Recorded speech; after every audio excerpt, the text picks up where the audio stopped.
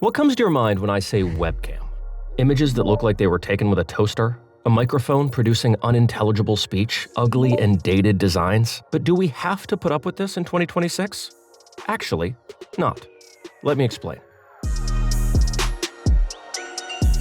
Now, when I say webcam, you probably think of these dated devices. But actually, webcams have evolved quite a lot since then. Nowadays, we can easily find cameras that can shoot at 1080p 60 FPS. But despite all these specs like resolution and refresh rate, a lot of webcams are still terrible.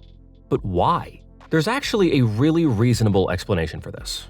Let's take laptops, for example. On laptops, webcams are usually placed on top of the screen. And as you know, the screen sections of laptops are very thin. Due to this, it's physically impossible to fit cameras as good as smartphone cameras. A lot of webcams also still use plastic lenses and low-quality sensors. As a result, we don't get a high-quality webcam. Let's say you stream, or you video call your colleagues or your loved ones often and want to look good on camera. You have a few options. Your first option is to use your phone as a webcam. But there are three huge problems with this method. First of all, your phone is heavy. This weight can eventually damage the hinges of your laptop. Secondly, you're unable to check your incoming messages while you're using it as a webcam. If you want to, you have to remove your phone and then properly place it back, which is quite the hassle. Thirdly, you have to buy a separate mount to do so. You both spend extra money, and these mounts aren't always convenient to use, so the solution that seems the most practical is not practical, nor is it a solution. That's why a lot of streamers use a DSLR or a mirrorless camera as their webcams. Of course, this makes the picture quality amazing, but there are huge problems here as well. The first one is cost. When you add in the costs of the camera, lens, and the tripod, it ends up costing a pretty penny. On top of that, your camera has to support this feature. If it doesn't, you have to buy a capture card as well. So it's more additional expenses on top of additional expenses. I'm not even counting your camera's battery running out and shutting down because the sensor overheated. So, what are we left with? The solution that provides the best picture is also the most expensive and the most cumbersome one. But I think the webcam I'll show you now solves almost all of these problems. Here's the OBSBOT Tiny 3 and the Vox SE. Let's first take a look at the box contents. When we open the Tiny 3's box, we are greeted with a thick manual. It comes with a carrying case, and in the case, we get the camera itself, a stand, and a USB-C to C cable. We also get a USB-A converter, so everything that's needed is in the box. The contents of the Vox SE's box are quite similar as well. Manual, the microphone itself in a carrying pouch, charging dock, and a power cable for the dock. In addition to this, we also get a magnetic back clip, a clip magnet, and a necklace to wear the microphone, in addition to a furry windshield for use in windy environments. So they didn't skip any essentials here either. Let's move on to the main event. What's the most important component of a webcam? Of course, the sensor. When we check what kind of sensor the Tiny 3 uses, we see a 50-megapixel CMOS sensor. The sensor is very high quality and relatively large in size. But what advantage does a large sensor give? It helps reduce grain in low light and provides a higher picture quality. I personally tested it in all sorts of environments, from very dark to very bright. It produces great pictures in all scenarios. Alongside this, it can also record up to 4K 30 FPS. But here's what really caught my attention here. It can record 1080p 120 FPS footage. Yes, you heard that right. We can even record in slow motion using this webcam. You can either use the 4K mode for maximum quality or the 1080p 120 FPS mode for fluidity depending on the situation. So we're able to fulfill our various needs with just one camera. I've been using it for some time, and I can say that the two modes are definitely usable. What I mean by that is that it doesn't provide 120 FPS in an awfully low picture quality like we're used to seeing in normal webcams. Quite the contrary, the picture quality is quite good. Its field of view is 82.4 degrees, so it can show a really wide area. Take a look at its ISO range. It provides a range between 100 and 12,800. This means that we can get a good picture both in the dark and outside. I'll put video samples on the screen now, feel free to check. During my testing, I haven't seen any problems both indoors and outdoors. Of course, if you're shooting directly under the sun, the result may vary depending on the angle of sunlight. Alongside this, it's also equipped with dual all-pixel PDAF. So what does this hard-to-pronounce technology do? It helps the webcam's autofocus work both faster and more accurately. As another plus, we don't experience any latency with this webcam despite the high picture quality. You can imagine how important this is for streaming, so it's a very important plus. It might sound great already, but we aren't even in the best part yet. If you've noticed, there's a stand-like structure under the webcam. This arm that you're seeing now has a very important function that sets this webcam apart from other webcams. This webcam also has a dual-axis gimbal. Thanks to this gimbal and its advanced microphone array, the webcam can find you wherever you are in the room. It can track both your voice and your image. In fact, it can even zoom into you if you're far away. And if you want to control the webcam from afar, you can control it using both voice commands and hand gestures. But you won't need the gesture controls thanks to their advanced voice control system, which I'll get into later. Regardless, this is a nice feature as well. And if your goal isn't to show yourself, but to show something you're doing on your desk instead, you can turn on the desk mode in the OBSBOT software. Thanks to this mode, you can show just your desk. This is especially a great feature for drawing channels. Another issue we commonly face in webcams is low audio quality. This is actually quite normal considering even the picture quality is bad. But it seems like the issue has been solved as well in the Tiny 3.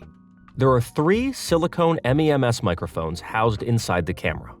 In fact, this microphone technology is used in studio microphones as well. The noise reduction, powered by this feature, works great. In my testing, it filtered the background noise out pretty well and kept my speech clear. Right now, you're hearing the microphone in pure audio mode with noise reduction disabled, a feature built into the microphone. Now I'm using directional mode. As you can hear, the background noise is reduced, making my voice much clearer and easier to understand.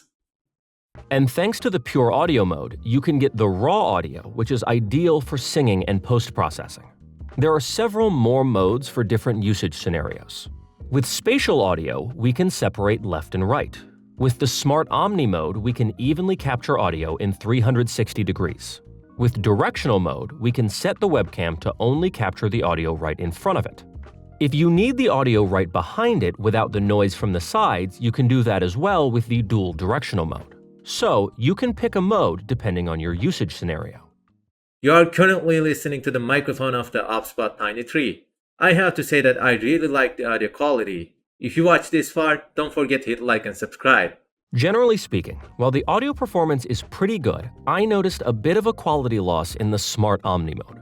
Also, I have to say that the audio performance naturally gets worse as you move further. Here's exactly where the OBSBOT Vox SE comes in. This is a lavalier microphone. Keep in mind that this can only be used with the Tiny 3 and the Tiny 3 Lite.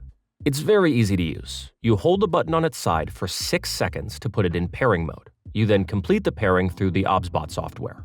Then, if you don't want to hold it in your hand, you can put it on using the included back clip, clip magnet, or the necklace. That's it. In terms of audio quality, it surpasses even the Tiny 3. The audio is both clear, free of noise, and very lifelike. You are currently listening to the OBSBOT Vox SE without the noise reduction.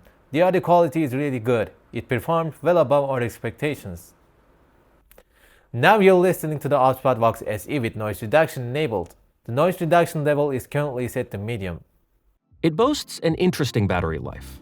It can record for up to 20 hours straight on a single charge. And to charge, you only need to place it on its stand. There is a button on the microphone, and you can assign different functions on it. As it's approximately 10 grams, you can barely feel it when it's on you. This microphone is lighter and way less noticeable compared to the big and heavy lavaliers of well-known brands. If your goal isn't to wear this on yourself, but to place it further away on a desk, it'd be better if you looked into other products instead, because this is a lavalier after all. It naturally doesn't perform all that well from afar, though the microphone of the Tiny 3 is so good that I don't think you'd need one anyways. These microphones aren't only for voice recording. You can use them for voice commands as well. You activate it by saying, "Hi Tiny." Then you can use your voice to ask it to start tracking you, zoom into you, and more. It generally works pretty well.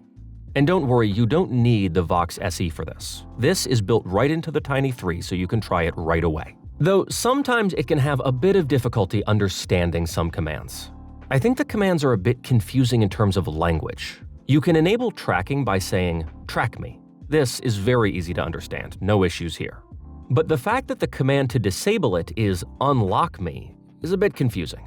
I think a command like stop tracking or untrack me would be much more memorable. But to talk about something more positive, you can make great use of these microphones during presentations and video shoots thanks to the included teleprompter feature within the OBSBOT software. We can adjust the speed however we want and even mark the text in different colors to set cues for yourself. Very useful. To show it to you in action, this is what the teleprompter looks like. We can place the window freely, adjust the transparency, and increase the font size as such. There isn't a physical privacy shutter on the camera, but the gimbal and camera can be directed downwards, which blocks its view and puts the webcam on sleep mode. To do this, you can simply say, "Sleep, Tiny." You can also manually point the camera downwards by hand, or you can use the off button in the OBSBOT software. And when an app tries to access your camera, the camera automatically becomes activated again. I know that I've talked a lot up until this point and praised the camera very much. It's actually very normal for a camera that has a sensor this good, a gimbal system, and 3 studio-level microphones to be heavy. But this camera is very abnormal in this regard. Despite everything, it's still only 63 grams. Thanks to the fact that it's this light, you can comfortably use it on top of your laptop, and it's very easy to carry. The material quality is great as well. It feels really premium in the hands. I've talked about its software here and there, but let me talk about it a bit more generally. Thanks to the OBSBOT Center program we can use on both Macs and Windows machines, we can fine-tune the gimbal angle, color settings, image tracking, beauty filters, and many details I've mentioned earlier. Plus, it's light on resources, high performance, and works very stably. The only minus is that it isn't officially available on Linux, but there are open source alternatives developed by the community. From me, it gets full marks here as well. During my continuous usage spanning 3 hours, I haven't experienced any issues in the picture quality or the gimbal mechanism. It does heat up a bit, but it doesn't affect performance, nor does it reach dangerous temperatures.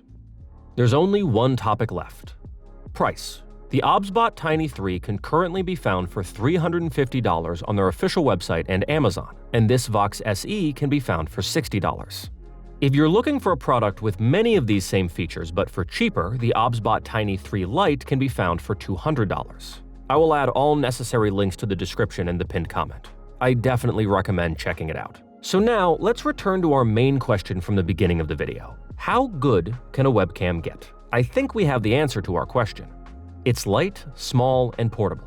It has an incredible picture quality, and it's way cheaper compared to the mirrorless camera setup streamers spend thousands of dollars on, just for it to overheat and shut down. But is this camera for you?